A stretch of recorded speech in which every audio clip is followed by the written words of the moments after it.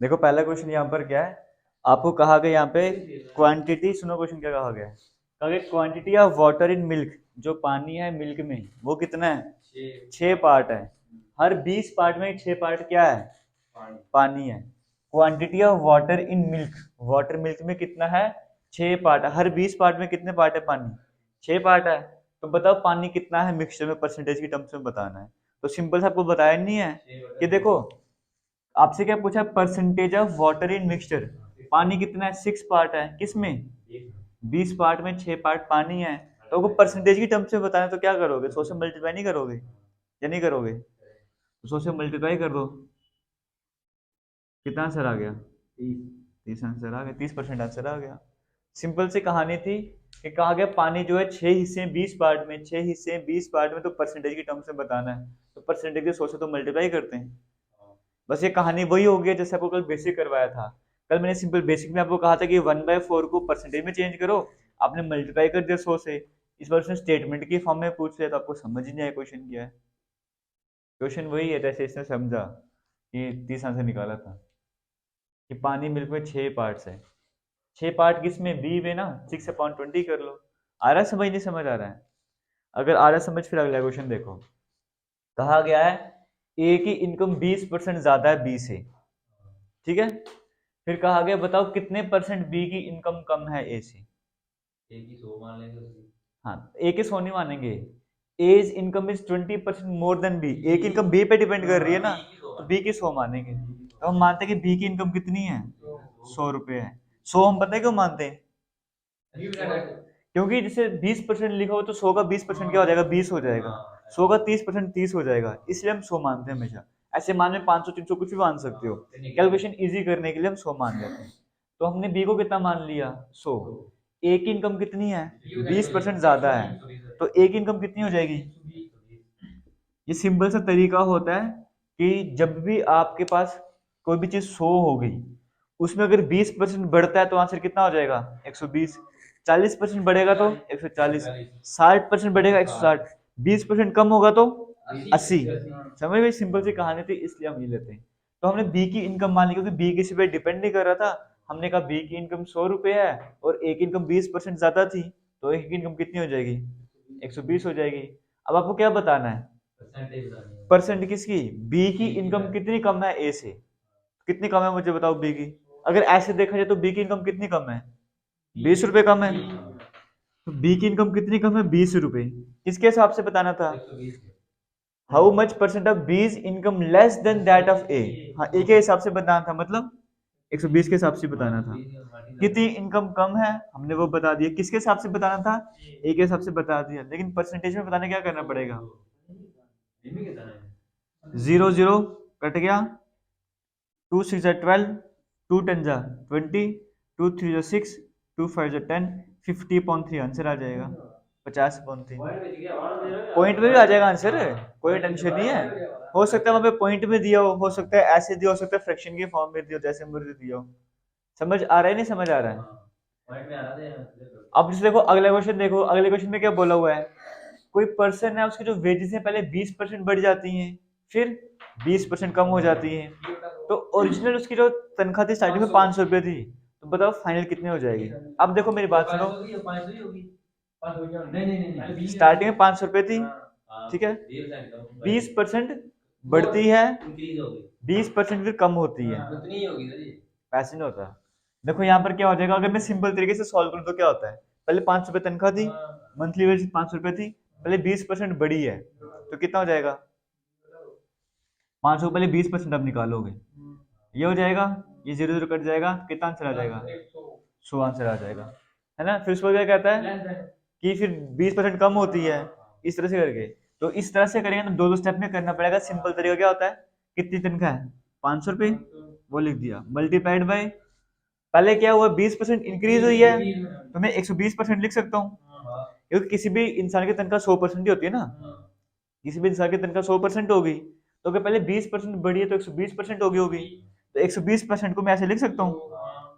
फिर क्या हुआ है, 20% कम हुई है, तो मैं क्या लिखूंगा, 80/100। क्यों, क्योंकि परसेंटेज था। ये चीज समझ आ रही है, जो भी तनख्वाह लिखी मैंने वो लिख दिया, 20% बढ़ी थी तो 120 होगी, 20% कम हुई थी तो 80 होगी, उसको सॉल्व करना है। ये 2 0 कैंसिल हो जाएंगे, ये 1 0, ये 1 0 कैंसिल हो गए। अब इनको मल्टीप्लाई करना है, 5 को 12 से मल्टीप्लाई करो 60, 60 को 8 से मल्टीप्लाई करो 480 रुपये हो जाएगी। तो फाइनल इसकी तनख्वाह कितनी हो गई है, 480 रुपये हो गई। आ रहा है समझ, ये तरीका होता है क्वेश्चन करने का। तो ऐसा पहले 500 का 20% निकालते, फिर उसको ऐड करते, 600 बन जाता, फिर 600 से 20% कम करते, थोड़ा लंबा प्रोसेस हो जाता। तो जब भी ऐसे क्वेश्चन आएंगे इस तरीके से करना है। समझ आ रहा है, नहीं समझ आ रहा है, नहीं समझ आ रहा है, कोई भी क्वेश्चन नहीं समझ आया, ये नहीं समझ आया। देखो ऐसे केस में क्या करना होता है, अब वो चीज होती है ना, पहले 500 रुपये थी, उसको 20% बढ़ गई, 20% बढ़े तो सैलरी 600 रुपये हो गई थी, फिर जो 600 रुपये में से 20% कम हुई है, 500 का 20% अलग होगा, 600 का 20% अलग होगा, समझ ये होता है। देखो यहाँ पर क्या होता है, स्टार्टिंग में सैलरी कितनी थी, 500 रुपये थी, मैंने 500 लिख दिया। अब किसी भी इंसान की जो सैलरी होती है वो 100% ही होती है ना, चाहे आपको 1000 रुपये मिले चाहे 2000 रुपये मिले, वो अपने अपने 100% है। तो मैंने आपको कहा जब भी 100% जब हमारे पास आ जाता है, तो कोई चीज 20% इंक्रीज हो रही है 120 हो जाएगी, कोई चीज डिक्रीज हो रही है तो वैसी हो जाएगी। अब स्टार्टिंग में सैलरी कितनी थी, 500 रुपये थी, पहले 20% बढ़ गई तो कितनी हो जाएगी, 120% हो जाएगी। तुम्हें परसेंट को हटाने के लिए 120/100 लिख सकते हो ना। तो एक केस मैंने ये कर लिया, दूसरा केस भी दिया हुआ था, वहां पे क्या लिखा है, डिक्रीज बाय 20%, तो वो 80% हो जाएगी। तो परसेंट को हटाने के लिए मैंने 80/100 कर दिया, फिर आगे कैलकुलेशन मैंने की है। ये समझ आई क्वेश्चन, तो कैलकुलेशन ही समझ आई है। हाँ इस तरीके से करना है। अभी चौथा क्वेश्चन आपने ट्राई करना, मैं आपको बता रहा हूँ, पहले सुन लो। Two numbers are 20% and 50% more than third number. दो नंबर हैं जिसमें से एक नंबर जो 20% ज्यादा है और दूसरा नंबर 50% ज्यादा है किसी तीसरे नंबर से। तीसरे नंबर को आप 100 मान लोगे क्योंकि तीसरा नंबर किसी पे डिपेंड नहीं कर रहा। What is percentage of second number with respect to first number. Second number की परसेंटेज क्या होगी, फर्स्ट नंबर के हिसाब से। मतलब ऊपर सेकंड नंबर हो जाएगा, डिवाइड में फर्स्ट नंबर हो जाएगा, मल्टीप्लाई किससे करोगे, फिर 100 से करोगे। करो ट्राई, पहले पुराने क्वेश्चंस लिख लो फिर उस क्वेश्चन को ट्राई करो। थर्ड नंबर के बारे में कुछ पता नहीं है, देखो two number 20% and 50% more than the third number. तीसरे नंबर का कुछ पता नहीं, हम थर्ड नंबर को क्या मान लेते हैं, थर्ड नंबर को हम 100 मान लेंगे, है ना।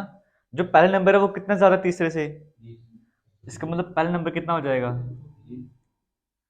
उसके बाद अगर हम बात करेंगे आगे, तीसरे नंबर की बात करेंगे, दूसरे नंबर की, वो कितना है 50%, तो वो कितना हो जाएगा दूसरे नंबर।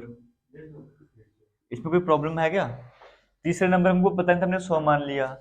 एक नंबर 20% ज्यादा था तो वो कितना हो जाएगा 120।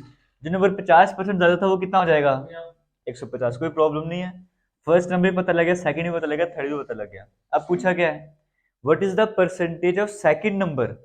कितनी परसेंटेज है सेकंड नंबर की, किसके हिसाब से, पहले नंबर के हिसाब से। सेकंड नंबर ये है, किसके हिसाब से बतानी है, मल्टीप्लाई 100। 0 0 कैंसिल, 2 6 12, 2 5 10, 2 3 6, 2 7 14, तो 2 5 10, 3 1 3, 3 2 6, 3 5 15, 25 को 5 से मल्टीप्लाई करो, 5 25, ये आंसर आ जाएगा। आ रहा है समझ, आपसे लास्ट में तीनों नंबर निकाल के पूछा गया था सेकंड नंबर के परसेंटेज या फर्स्ट के हिसाब से, वो आपको बतानी थी। अब ये क्वेश्चन ट्राई करो अगर कर सकते हो तो। आया क्वेश्चन समझ, नहीं आया, बोलते हैं ऊपर नंबर को डिनोमिनेटर, निचले नंबर को। हम मानते हैं कि फ्रैक्शन कहता है एक फ्रैक्शन है, उसके न्यूमरेटर को 20% बढ़ा दें और डिनोमिनेटर को 5% से कम कर दें, तो जो फ्रैक्शन है वो 5/2 के बराबर बन जाती है। मैं मानता हूँ जो हमारे पास ओरिजिनल फ्रैक्शन थी वो x1y के फॉर्म में थी, ठीक है। इसको कितना बढ़ाया है, कितना हो जाएगा 120%। इसको कितना कम किया है, ये कितना हो जाएगा 95। ये किसके बराबर है, ऐसे ही कहा गया है या नहीं कहा गया है। अब आप लोग इसने जो 100 नहीं लगाया, 120% है ना, तो 100 क्यों नहीं लगाया मैंने, क्योंकि इसका 100 और इसका 100 कैंसिल हो जाएगा, है ना, परसेंट परसेंट कैंसिल हो जाएगा। अगर मैं ऐसे लिखूंगा 120%, 95% से परसेंट कैंसिल हो जाएगा, तो करनी जरूरत नहीं। हाँ ठीक है, ये क्वेश्चन समझ आई है। उससे कहता है न्यूमरेटर को 20% बढ़ा दिया, डिनोमिनेटर को 5% बढ़ा दिया, फ्रैक्शन ये बन जाएगी। तो बताओ ओरिजिनल फ्रैक्शन थी, मतलब एक्स अपन वाई की वैल्यू क्या थी, वो आपको निकालनी थी, तो निकाल नहीं सकते हो। करो। ये देखो यहाँ पे ये 95 वहां पे चल जाएगा, 5/2 को ऐसे रखो, ये 95 वहां पे जाके मल्टीप्लाई नहीं हो जाएगा, और 120 डिवाइड में आ जाएगा, ऐसे ही होगा। अब इसको सॉल्व करो, कितना आंसर आता है।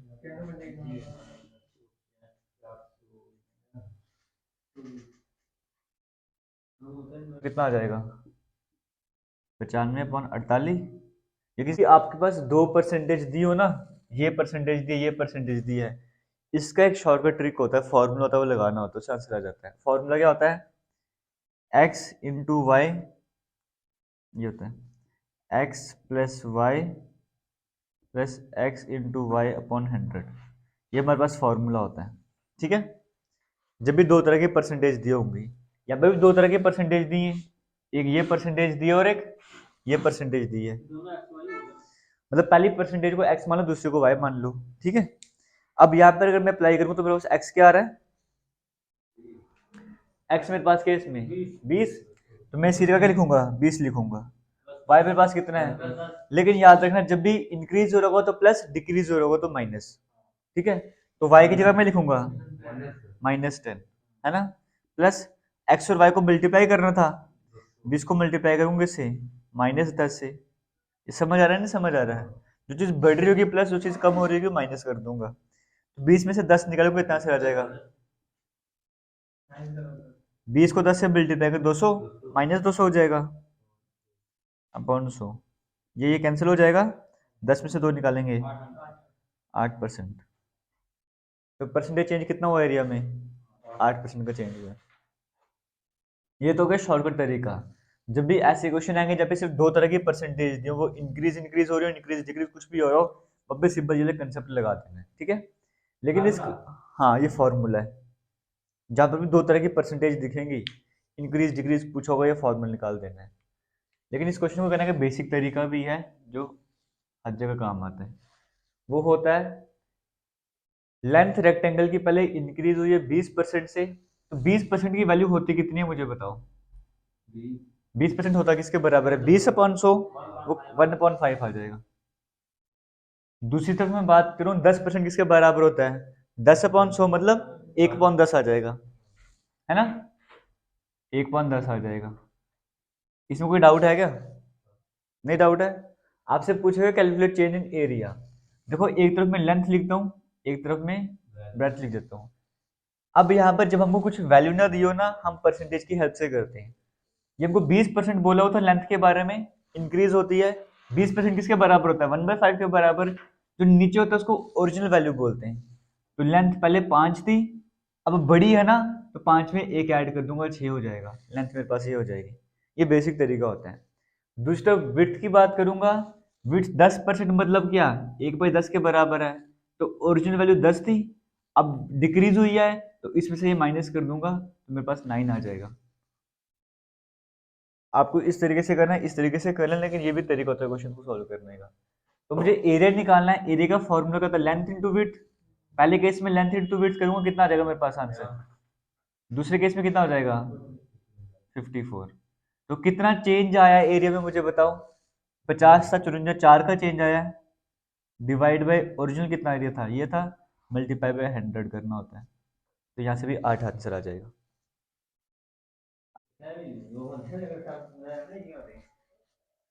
देखो यहाँ पर क्या लिखा हुआ है, side of square is increase by 30%, एक स्क्वायर है उसकी साइड 30% से बढ़ गया, तो बताओ एरिया में कितना चेंज आएगा।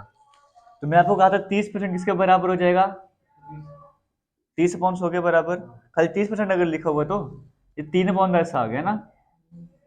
जो साइड थी स्क्वायर की वो पहले कितनी थी, ओरिजिनल साइड कितनी थी, जो नीचे टर्म होती है वो ओरिजिनल होती है, पहले 10 थी, अब इंक्रीज होगी तो उसका मतलब नई साइड कितनी हो जाएगी, 13 हो जाएगी, इसमें ये ऐड करना होता है। ये मेरे पास आ गई साइड्स। आपको निकालना क्या है, एरिया में चेंज कितना आया है। स्क्वायर का एरिया कैसे निकालते हैं, साइड का स्क्वायर, तो पहले केस में एरिया कितना हो जाएगा 100, दूसरे केस में कितना हो जाएगा 169, दोनों केस का एरिया निकाल दिया। निकालने का क्या था, चेंज कितना है एरिया में, पहले 100 था 69 हो गया, 69 डिवाइड बाई ओरिजिनल करते हैं, मल्टीप्लाई बाई 100 करते हैं परसेंटेज के लिए, ये कट जाएगा, 69 आंसर आ जाएगा। तभी पिछले क्वेश्चन में आपको सिंपल तरीके से भी कराते हैं इस तरीके से, क्योंकि वो तभी अप्लाई होगा जब दो तरह की परसेंटेज होगी। हाँ, इसका भी स्क्वायर कर लो, इसको भी स्क्वायर कर लो, एरिया आ जाएगा। लेकिन मुझे निकालना क्या था, परसेंटेज चेंज निकालना था। हाँ, अगर मैं माइनस करता मेरे पास परसेंटेज थोड़ी आता, मुझे परसेंटेज निकालनी थी, उसके लिए मुझे ऐसे करना पड़ेगा।